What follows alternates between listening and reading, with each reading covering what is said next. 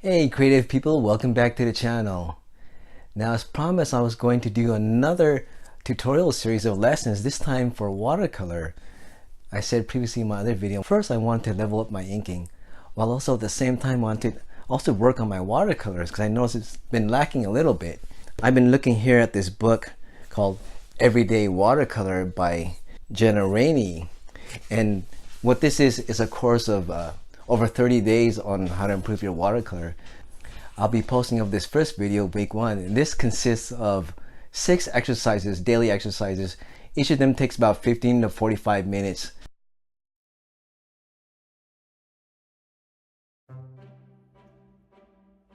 Alright, we're starting off with day 1.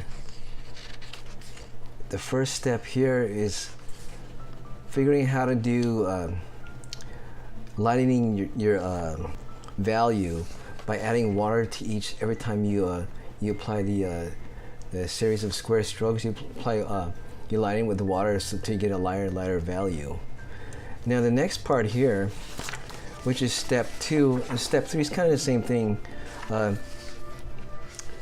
Jenna Rainey, she teaches you how to use black to lower the saturation, but normally you just try to use a little bit black. She calls that desaturation, or I guess if you add a lot of black, it's called shade.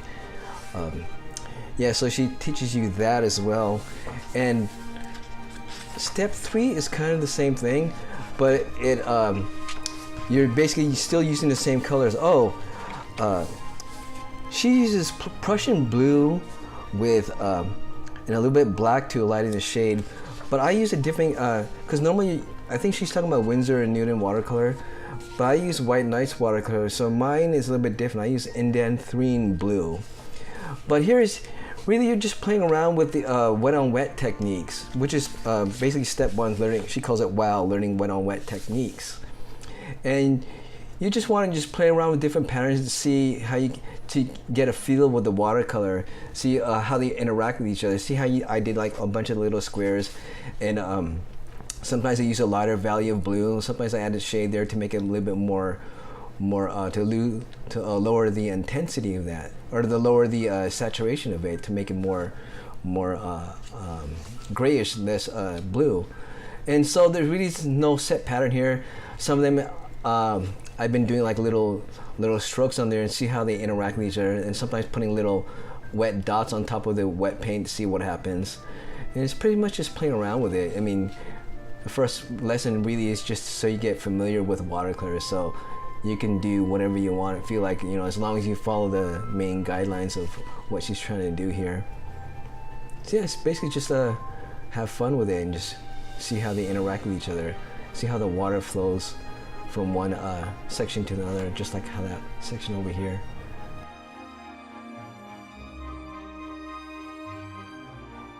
Now for day 2, we're learning C-curves to create circles. So you can either just do the entire circle or just do one half of the left and one half of the right. Now in order to fill the circle with the C-curve, you want to make sure to fill it in right away, because if you wait too long until when the paint's not wet, you can see that outline when you're doing these circles here. And the recommended color oh, I forgot, size 6 brushes are being used throughout this, but the recommended color is phthalo turquoise, which I didn't have, so I use a turquoise blue for my set of watercolors. Now the next step here, step 2, is playing around with the same hue, the turquoise, but connecting using, again, wet and wet techniques, kind of similar what we were doing earlier, but barely touching the circle, so you can see the paint, or the wet paint, how they interact into the next colors. So that's the same thing, similar to what we were doing on day 1. Now also here, this is the color palette. We're using analogous color palette, and I believe it's well, the set of colors she used here is Prussian blue and Winsor Newton lemon yellow deep to mix up the different hues. And from there, you wanna, the second column, you wanna lighten it a little bit with water. And on the third column, I also lightened it with water, but also added a touch of black to lower the saturation here. So we have 15 color palette that we're going to use. Now for the, usually step 3 is the final piece. You can, well, it's not really an art piece, but it's the final finished art piece you want to do, and using the techniques from 1 and 2 to create an abstract art piece. So here we're all going with the same similar circle theme, using the C curves to outline first and fill it out, and then play around with the color palette you already made, because you want to keep those on your palette, and then just play around with creating circles and filling in and barely touching each other, so to see how they react. Again, this is all like wet on wet techniques, so you know how watercolors react to each other with a wet and wet technique. One thing I want to mention is that the more, my table's set up around 30 degrees, so normally the water is going to flow quickly to the bottom, as you can see over there.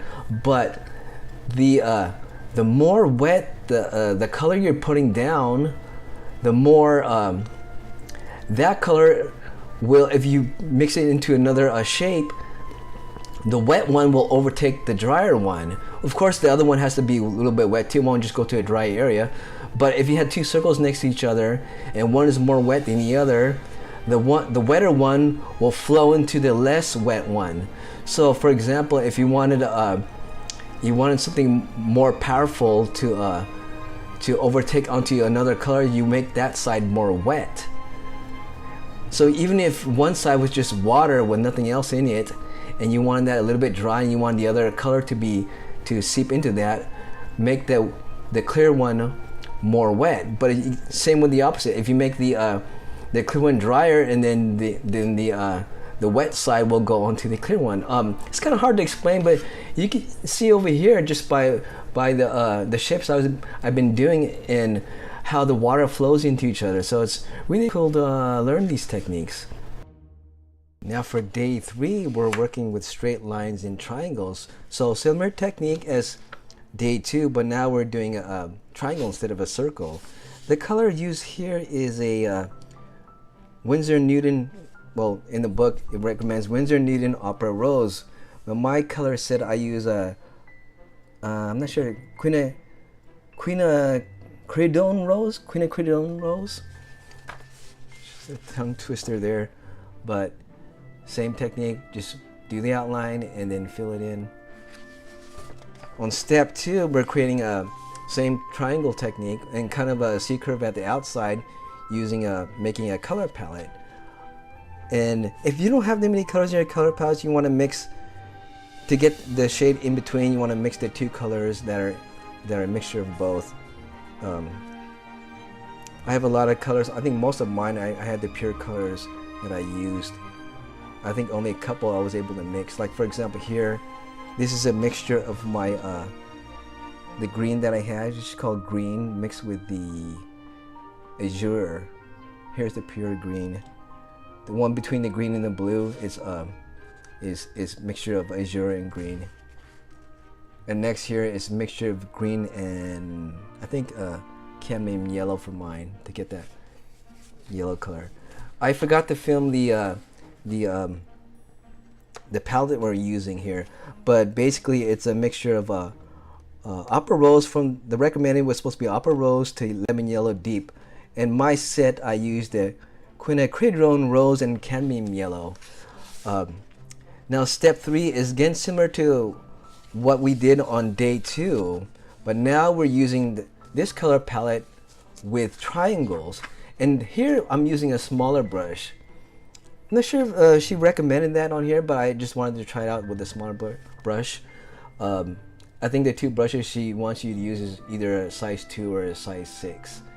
And again, the technique that I use basically is I usually stick with the same value and just add water to it until I get like a lighter I stick with the same hue, which is the color, and then add water to it until I get a lighter value.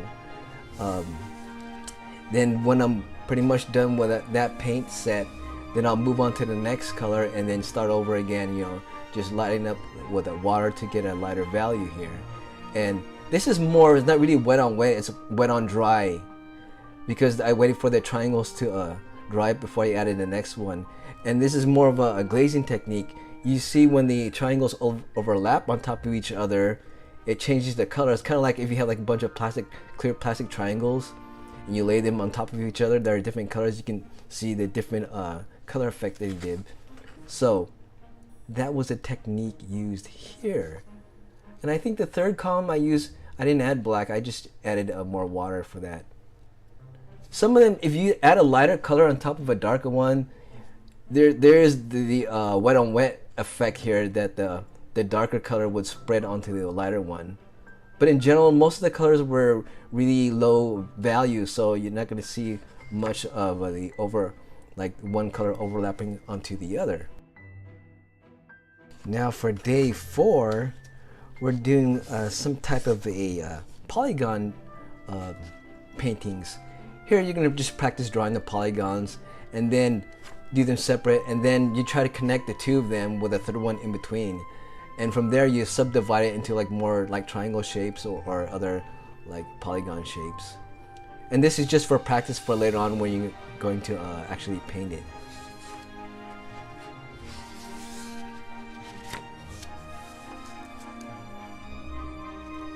Now the next step, step 2, is we're going to combine the palettes from day 2 and day 3 to create a complementary palette.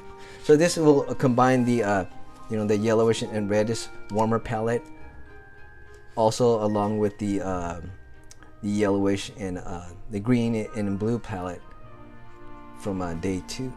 Yeah, day 2. Yeah. So it's complementary. But the thing is, you want to make the idea was to make the cooler blue colors have more of a more dominant in the piece. So even though the warmer colors were more intense, we want to use them less often and surround them with the cooler colors so that the blue becomes more dominant. You notice most of the blues have a low value, they're really washed out, and the warmer colors aren't. So you'll see how that is done on this step here. So I first started out with the more intense warmer colors. I think this one here is a Titian red that I use for mine. So I did it mostly on the very warm colors on the smaller little triangle shapes. And from there, I think I'm gonna lighten up and use no, I guess I went straight to the because I created I made the color and put it on my palette ahead of time. You want to do that because you don't have to keep on mixing it later on. I mixed them all up ahead of time and had like fill up my entire palette wall with all the pre-made colors. So I guess I'm going with all the pure, really intense warm colors, and just I did it by maybe 6 shapes for each of them. Now moving on to cooler colors, which this one here is a little bit more intense for the cooler colors. I believe that one was the turquoise color, and I skipped ahead over here, and you can see that the warm colors are really surrounded by a bunch of the cool colors.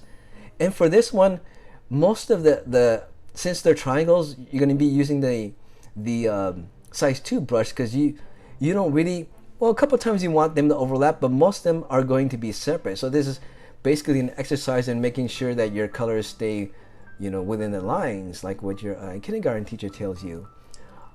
But still, since it's wet, some of them you can do more wet, and some of them you can do more dry. And you'll notice how the water flows near the bottom. For the ones that were more wet, you have more of a kind of a cloudy effect near the bottom of it. It really depends on what you want to do. So you practice both on here. Some of them are more flat. You can see a smooth color throughout. But that's it. That's it for day 4. Now for day 5, we're combining the C curves with the S curves. And here, this is a mixture of burnt umber and black, with just a touch of black just to create like a darker, more wooden color. Now here, this is the S curve, and I had a little bit of difficulty in doing it, because you start off light, and then you increase the pressure, make sure your brush is at a sharp angle, and then you line it up at the tip, and then you do the left side and the right side, And here I used a olive green. I believe they recommended if you're using Winsor & Newton sap green. But I practiced a bunch of these, and like I said, for me it was really difficult. Maybe for you it might be a little bit easier, but it took me a while to get used to it. And I was using a size 6 brush here. Now we're combining the using the C curve again to do these stems. And I think I lightened the stems a little bit, and then also combining the S curves we did above to do the leaves of the stems. So combining the two exercises to practice. I think I'm getting a little bit better by this point, but still, this is one of the things, because Jenna Rainey recommends that the C curve and the S curves are like one of the most common things you should learn in watercolor. So I really need to practice on that. And now for step 3, we're again combining the two, but we're making a wreath. And it was supposed to be a circle wreath, but I had a lot of space on my paper, so I did a more of like a infinity shape wreath. And here we added a little bit. We're using a different, just one tone for the whole thing. So I used one hue for the whole thing. So I added a little bit black to the olive green to create different to lower the intensity of some of them, but some of them I don't include the black on there just to change the value of the leaf a little bit, since it's only using one hue. So because you don't want it to look like the same colors for each of them, because otherwise it'll look like a really boring piece. And here I think I'm getting a little bit better, but like I said, I still need to practice on doing the S curves for the leaves. Yeah, I found it really difficult for myself. I didn't, maybe because the word S curve is kind of threw me off a little bit, because I didn't really think of it as an S curve. It's just more of a light stroke, then heavy stroke, and then lightly at the end. And sometimes, I forgot to mention, on the left side of the leaf or the right side of the leaf, you can do a different color or a little bit different value on it, just to give a different look to it. As I said previously, they might look a little bit boring, so just give it a little bit different variety in your piece.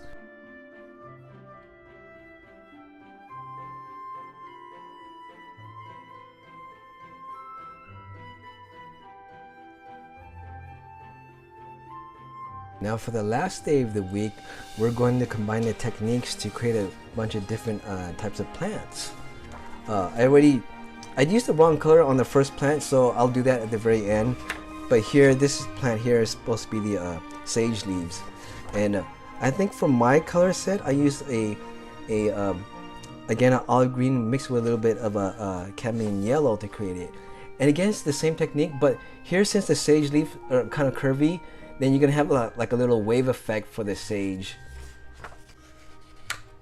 I think the recommended color that's offered in the book is Prussian blue and lemon yellow deep. So on this part here, I'm just darkening one side of the leaf just to give variety to it. I added more Prussian blue. What is this? Oh, this one is a thyme leaf. This is I believe, for the recommended colors are Prussian blue, lemon yellow deep, and Mars black. Again, for mine, I use azure, cadmium yellow, and neutral black.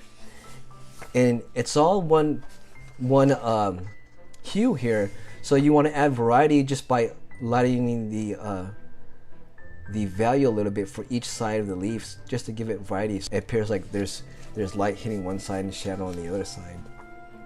And I used did I use the smaller brush on here? Yeah, I think I used the size 2 for this, because it's a small leaf plant and it requires more detail. But I actually like how mine for the thyme leaf, how mine came out here. It's one of the better ones I did. Maybe because the leaves were smaller, it was easier for me. Now here, I already did one set of the eucalyptus leaf. I think over here I tried another one because I didn't really like it. What color was the eucalyptus leaf? Oh, okay. Recommended color was phthalo turquoise and Mars black. So mine was turquoise blue and neutral black for the White Nights watercolor. And similar to that used for the thyme leaves. Time. I think it's the same general shape, but it's a larger one. And that's the one that I was having problems with, was the larger one. I guess just making sure to apply enough pressure for the larger leaf. And this is the first leaf here. It's peony leaves, two-toned. So again, you do these stems with the C curve, and then the leaves with the S curve, and it's two-toned. So I believe you want a more darker, deeper green for the one side of the leaf, and the other side you add more water to it. Recommended color was Windsor green and lemon yellow deep. So mine was, I think, Campaign yellow, and also for the green I used a it's just called green for mine, my watercolor set. Yeah, and that's it for day 6 of week 1. Right guys, that's it for week 1. Till next time, I'll be posting the inking tutorial first, and then back and forth between these two. Until next time, make sure to create, not hate. Alright, take it easy. Bye.